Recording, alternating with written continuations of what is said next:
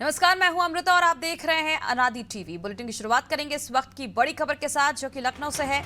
Alaya apartment गिरने के मामले में सपा विधायक के शाहिद मंसूर के बेटे को लखनऊ भेजा गया। कड़ी सुरक्षा के बीच लखनऊ लाया गया। मेरठ पुलिस ने घंटों पूछताछ के बाद वापस लखनऊ भेज दिया है। अलाया अपार्टमेंट मामले में पूछताछ की गई है। रात 1:35 पर लखनऊ रवाना किया गया। अलाया अपार्टमेंट की जमीन सपा विधायक शाहिद मंसूर के बेटे नवाजिश और भतीजे तारिक के नाम पर है, जिसे लेकर पूछताछ के लिए बुलाया गया था।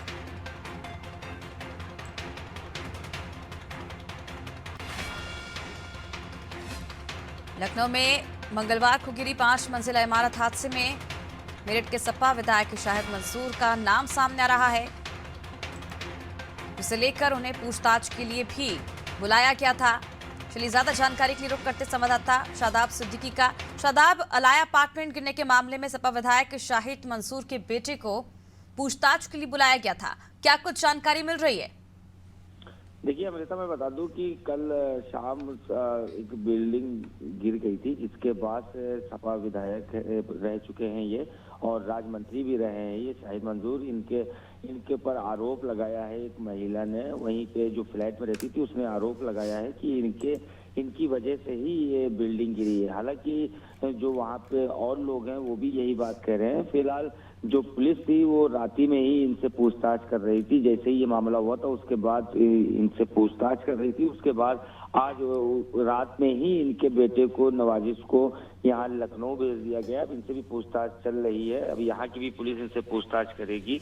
और आपको ये भी बता दें कि जो ये शाहिद मंसूर के बेटे हैं नवाजिश और इनके भतीजे को इस हादसे का जिम्मेदार भी बताया गया है। जो परिवार है वो लगातार इन पे ही आरोप लगा रहा है कि इनकी वजह से ही ये बिल्डिंग गिरी है, क्योंकि उन लोग का ये आरोप है कि बेसमेंट में जो पाइप का कुछ काम करवा रहे थे, 3 दिन से लगातार काम चल रहा था, और इसके बाद कल इस पे लेकर कुछ बवाल भी हुआ था। उसके बावजूद भी इन लोगों ने काम नहीं रोका, जिसके बाद ये बड़ा हादसा देखने को मिला है, जिसमें कई लोगों की जान जोखिम में पड़ी है और अभी भी लोग उसमें मलबे में फंसे हुए हैं कई लोग। अब देखने वाली बात है कि इन पे क्या कार्रवाई होती है। वहीं अगर मंडला आयुक्त की बात की जाए तो उन्होंने भी जो है साफ तौर पर एक आदेश जारी कर दिया है।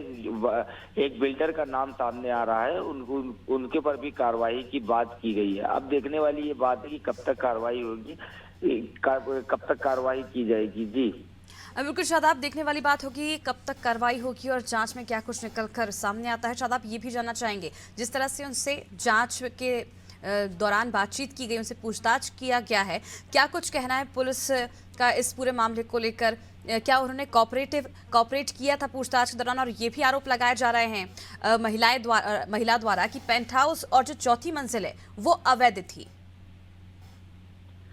जी बिल्कुल, देखिए अगर डीजीपी की बात की जाए, डीएस चौहान की, तो उनसे रात में भी इस मामले पे बात की गई थी और आज सुबह भी इनसे मामले में बात की गई। तो उन्होंने साफ तौर पे गिरफ्तारी को लेकर इनकार किया है। उन्होंने साफ तौर पर यही बात बताई है कि गिरफ्तारी कोई नहीं की गई। हालांकि जो मेरठ पुलिस का वीडियो एक जारी हुआ है और वहाँ के जो हमारे रिपोर्टर है उन्होंने भी एक वीडियो भेजा हुआ है, तो जाहिर सी बात है कि पूछताछ के लिए बुलाया है, उसके बाद हिरासत में लिया गया है, तो इसका मतलब है कि गिरफ्तारी की गई है। अब ये वक्त अब देखते कब तक ये इसको जाहिर करते हैं। फिलहाल जो वहाँ के लोग हैं वो लगातार इन पे आरोप लगा रहे थे कि जो है इस तरह के काम ये ना कराएं, लेकिन ये काम इन लोगों ने कराया है। वही जो महिला है या कृष्णा नगर में रहती है, उसके एक फ्लैट यहाँ पे भी था, वो यहाँ पे भी इनका परिवार रह रहा था। उन्होंने ये भी आरोप लगाया है कि जो ऊपर जो चौथा फ्लोर बनाया है वो पेंटा हाउस है, वो अवैध तरीके से बनाया गया है। और जबकि जो है इसकी शिकायत भी की गई थी, उसके बावजूद भी जो एलडीए के अधिकारी हैं वो नहीं इसकी बात सुनी गई, जिसके बाद ये एक हादसा देखने को सामने आ रहा है।